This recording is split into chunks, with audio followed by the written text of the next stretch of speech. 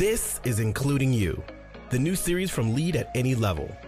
Including You features stories from chief diversity officers and other executives who are creating inclusive cultures in their organizations. Our goal is to show what's working in companies just like yours, to give you the tools you need to keep pushing for progress in your own workplace. We want to create belonging and opportunity for everyone, including you.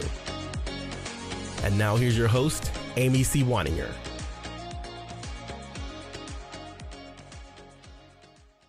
Welcome back to Including You. I'm your host, Amy C. Waninger at the Inclusion Catalyst. My guest today is Evan T. Green. He is the Executive Director of Justice, Equity, Diversity, and Inclusion, or abbreviated the JEDI, of Portland State University School of Business. Their mission is to create positive social, ecological, and economic impact through inclusive, transformative learning and meaningful research. Portland State University School of Business employs about 150 people. Evan, welcome to the show. Thank you, Amy. Pleasure to be here. I'm so glad to talk to you, and I love your title of JEDI.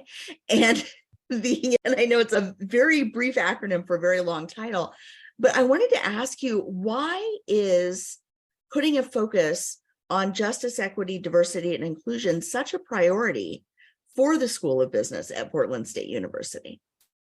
I think it's a great question. This role was created about 1.5 to 2 years ago, just towards the end of COVID.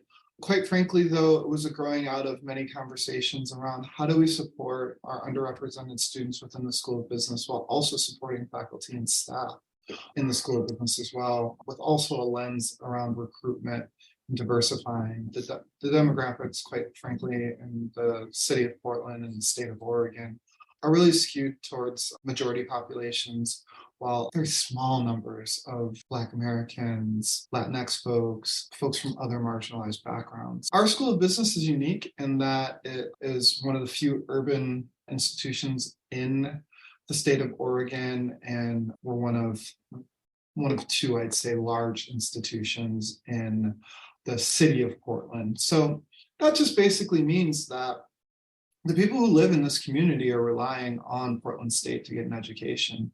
And just as things have worked out over the years, we've started to really become a majority minority School of Business, and understanding that our population has shifted. There was an understanding at this time, or at this point, that we needed to be able to make sure we positioned ourselves to support our students and faculty and staff in the best way that we could. We did a strategic plan about 5 years ago, and as part of that strategic plan, we had conversations about transforming the business community in Portland and really doing business differently. And for us, part of doing business differently is looking at ethnicity, looking at inclusion, looking at diversity and equity, really from lenses where we understand that we're going to graduate students into a business world that may or may not have started to really dealt with or grappled with some of these topics, and the spawn of, or in the fallout, we'll say, of the BLM spring. I think people really started to realize that just paying lip service to a thing isn't enough, and that we really need to have some concrete activities and policies and practices that are supporting marginalized folks. So this position really grew out of that. And I think it's been an exciting opportunity to really, I think, be a leader in this space and a leader in really, I think, training a different type of business student.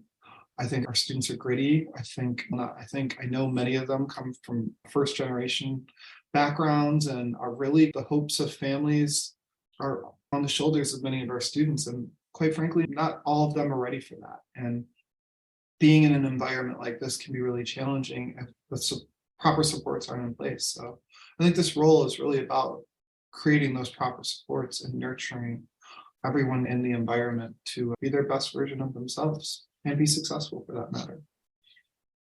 Now, is your role focused more on student outreach to prospective students, to helping the students once they're in the school, or to working with community partners around the school, or is it a combination thereof?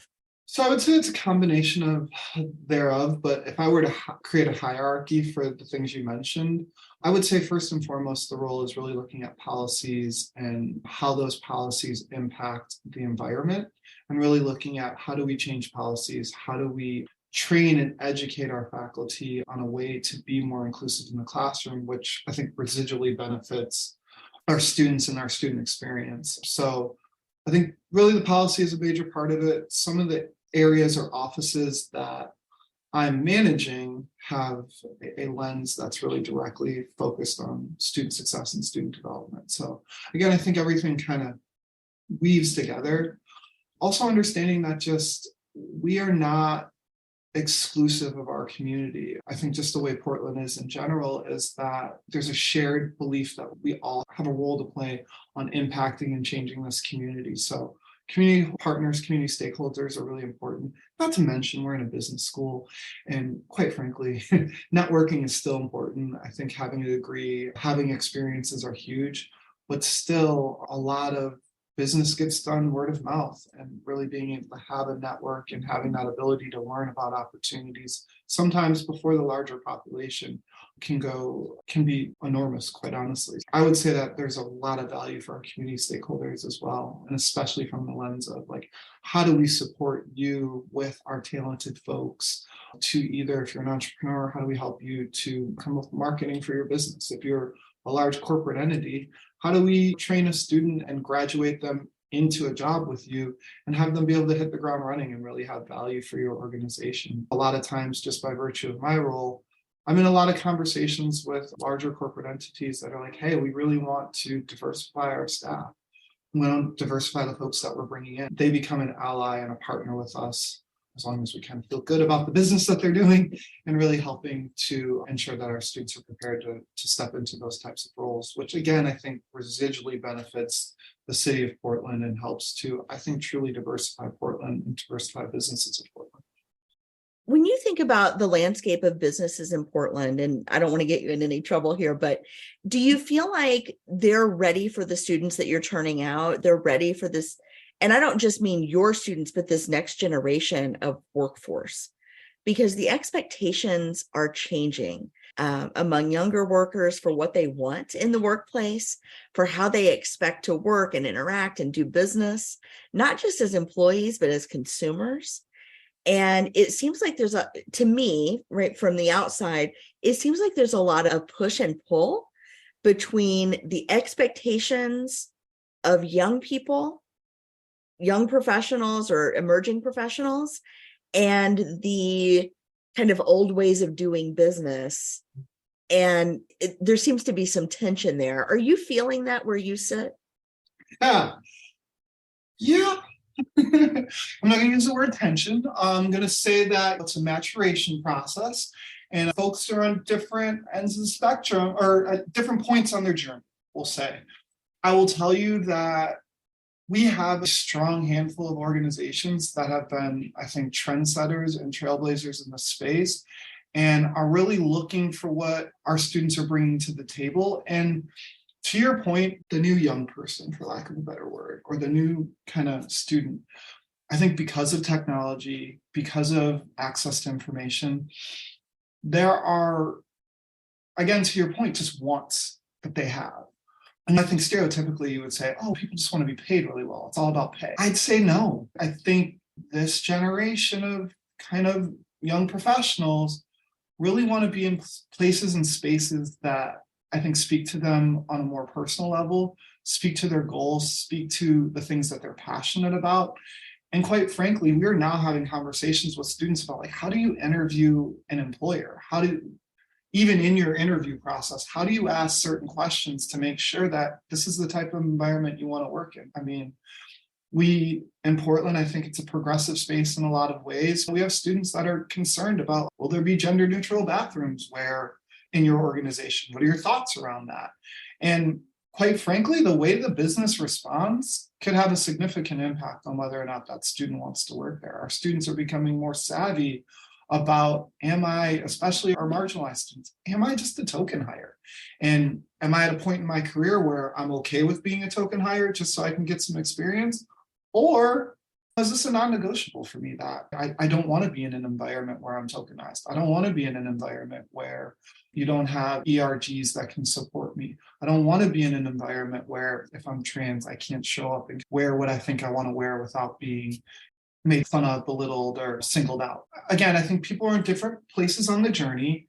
I do think that part of even the conversations I have with an employer, if an employer comes to me and says, hey, we really are looking to diversify, a lot of my questions are like, where are you at now? What are your ideas? Are you just thinking that this is going to be your silver bullet and change things? Or do you have a plan around how you're going to support these students when they get in? If there is no plan, we will respectfully say, it sounds like you have some more work to do. We'd love to be available for you at a point when you've done some of the work, but we just in good faith are not willing to prop you up as an employer to our students if we're not confident that our students are going to be safe and taken care of in that space. Now, clearly, if the student finds the organization on their own and whatever, that's on them. But when you're coming to us and specifically asking for our students, we're trying to do our due diligence to make sure that you're a place that our students feel comfortable in. Because at the end of the day, they're going to come back to me. Be like, you told me to go work for so-and-so. And so, no, I didn't tell you, but I did provide the opportunity. And you're right, they're not there. But what I will say, though, is to let me give an example of something good. So we had some local business folks or CEOs of some creative spaces here that were like, hey, we've been struggling to diversify our employees. And it was like, I believe that there are diverse candidates in Portland that we can use. And then the other one's, no, I don't think there is. And like, I'm visualizing this back and forth. But the end result was, let's try it. So they created something called the Emerging Leaders Internship Program, which is specifically for underrepresented and BIPOC folks. And part of the deal is employers decide to opt in as a site for the summer. And then there's a whole hiring process and whatnot, and review and interview process. But in the end, students get an opportunity to work for an organization that, quite frankly, is providing space for them to get experience. Whereas a lot of our students, biggest issue with finding a job is you don't really get a chance to get experience because, everyone's, oh, we can't hire you. You don't have enough experience. You don't this, you don't that. But with this group, they really do a great job of vetting students, identifying qualified students, and then finding placements for them.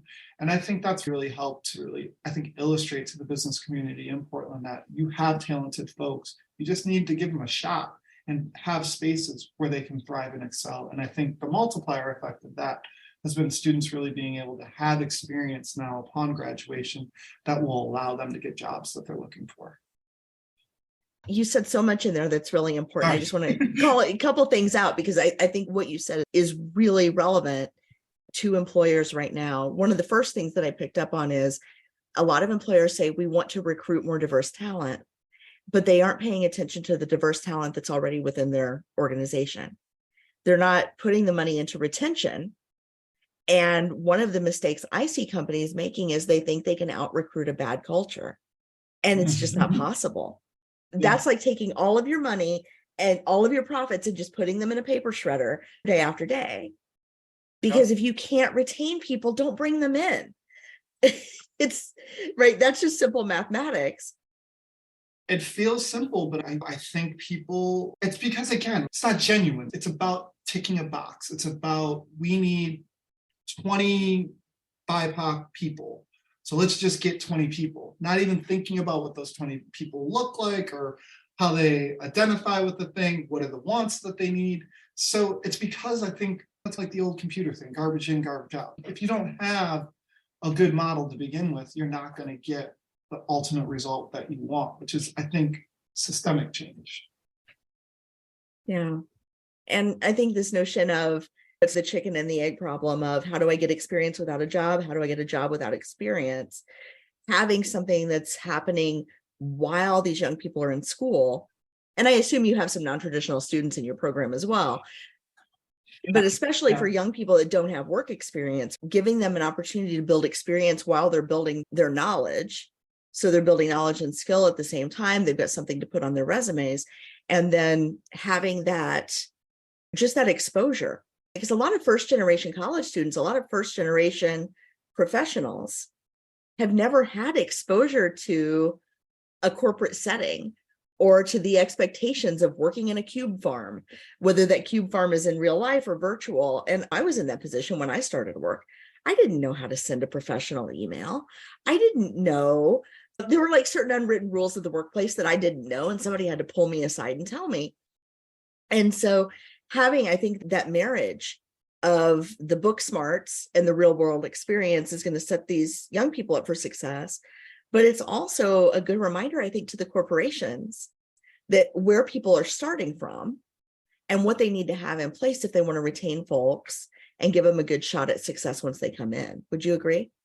I would agree 1,000%. And part of the philosophy of what we do, our JEDI office manages 2 student-specific programs. One program, both are leadership development and kind of personal development programs. One is called Mavericks with an X, specifically designed for our students that identify as LGBTQIA.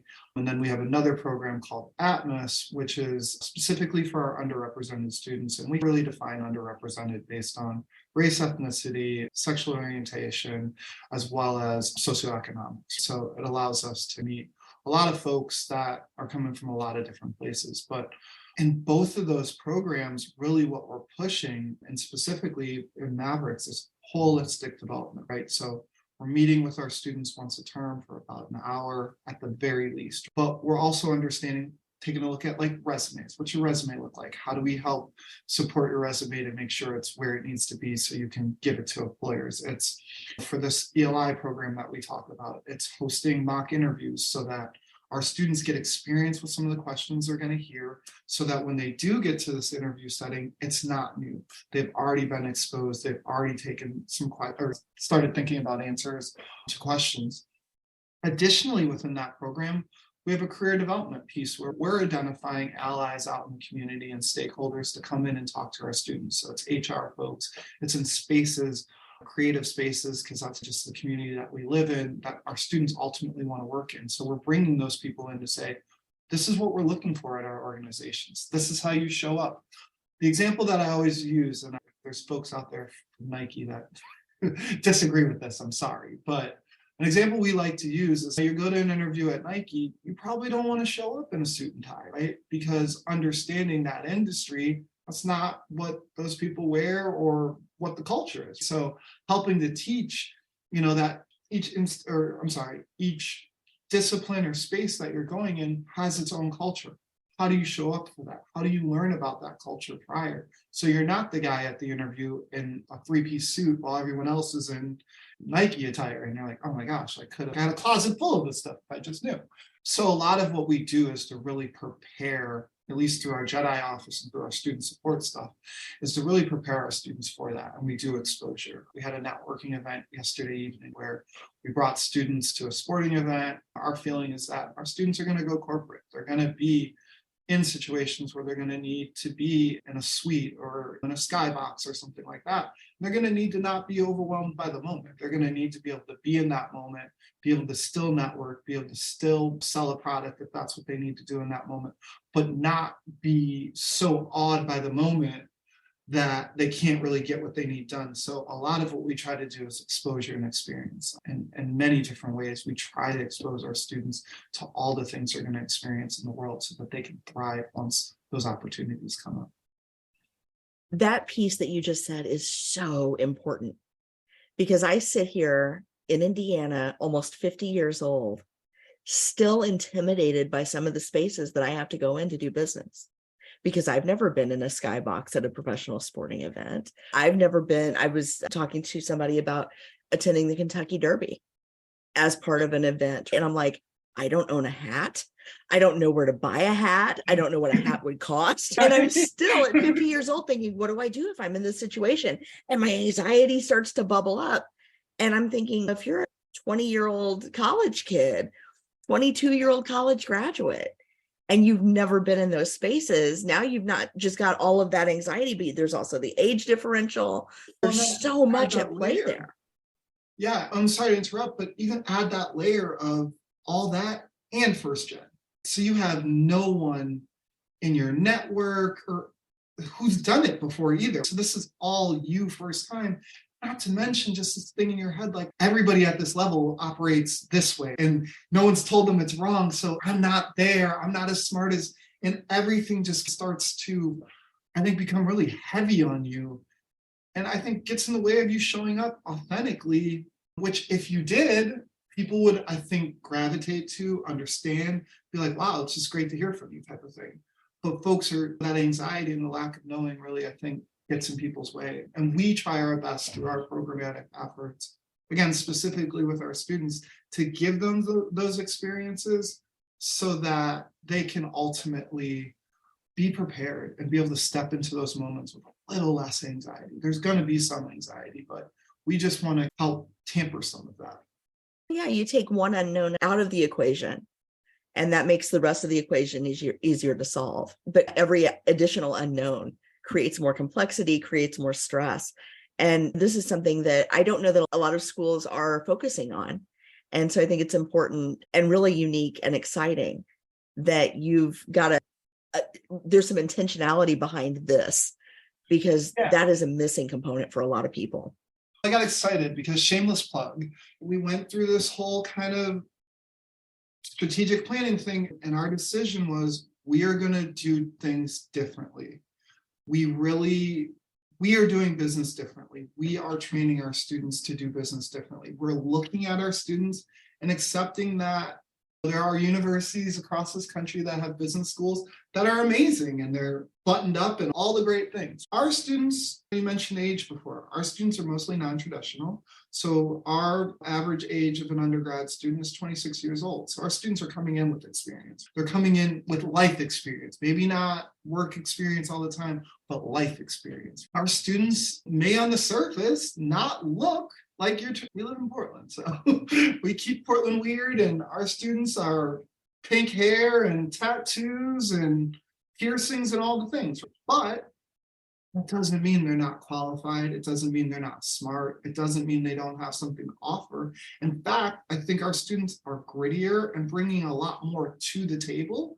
So it's us starting, we had to make this commitment, was to really celebrate who our students are, as opposed to trying to make our students into something they're not, to fit this mold or to fit some kind of image of what a business student is supposed to be. But to your earlier question, the world's changing.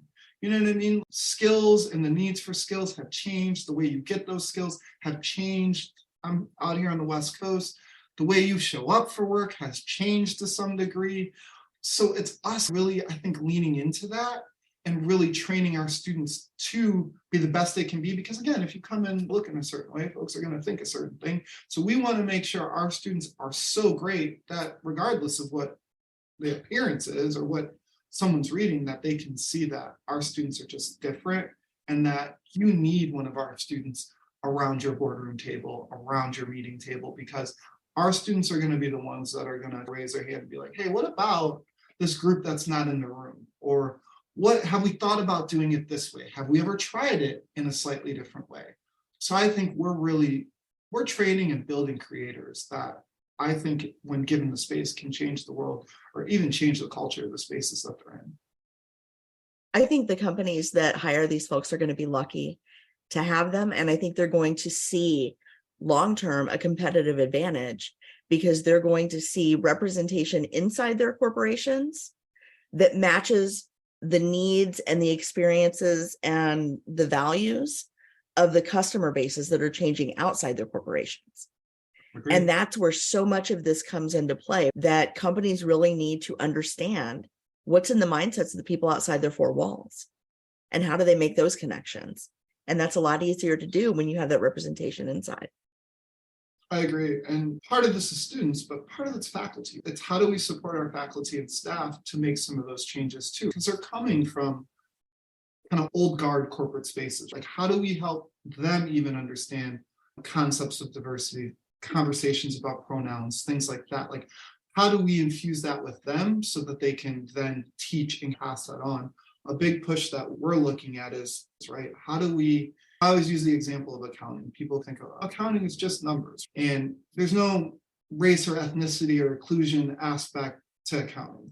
A lot of times there are. I know you might be only dealing with an algorithm or a bot. Whoever decided to think about voice technology, for example, is, oh, it's voice, it's a robot, it'll be fine. But forgot, the way people of color sometimes enunciate compared to the way women and how their voices kind of range. If you don't create a system that's taking that into account in the beginning, you get garbage on the back end. So it's helping our faculty understand, again, like, you have a chance to really infuse some of this stuff early on. Be more intentional about finding cases that have a lens that talk about diversity. Bring things into the classroom. If maybe your coursework doesn't look like it lends to it, maybe bring in a speaker or an adjunct or someone into the classroom to support, again, because we're dealing with first-gen folks. We're dealing with people from marginalized backgrounds who, in some cases, have not seen people standing up in the classroom that look like them, right? Or come from backgrounds that they come from. So it's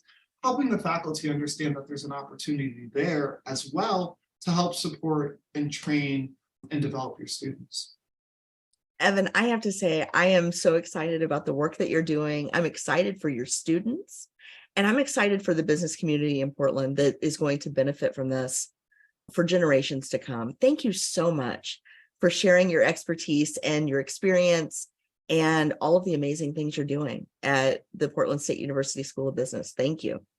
Thank you so much for taking the time. I really appreciate it. And yeah, we're trying our best. It's a journey and we'll get there eventually, but really trying to get some small wins along the way and make change as we can. If you've enjoyed this episode, follow Lead at Any Level on LinkedIn and YouTube. Then join us for Including You video simulcast every Thursday at noon Eastern. Including You can also be enjoyed each week as part of the Living Corporate audio podcast series, available on all major podcast platforms. Learn more at living-corporate.com. Including You is brought to you in part by Lead at Any Level, a boutique training and consulting firm improving employee engagement and retention for companies that promote from within. Lead at Any Level.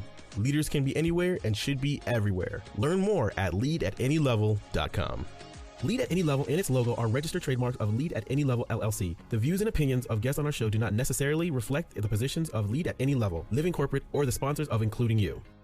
That's it for this week's episode of Including You. Be sure to join me next week when my guest will be Amy Barnard Bond.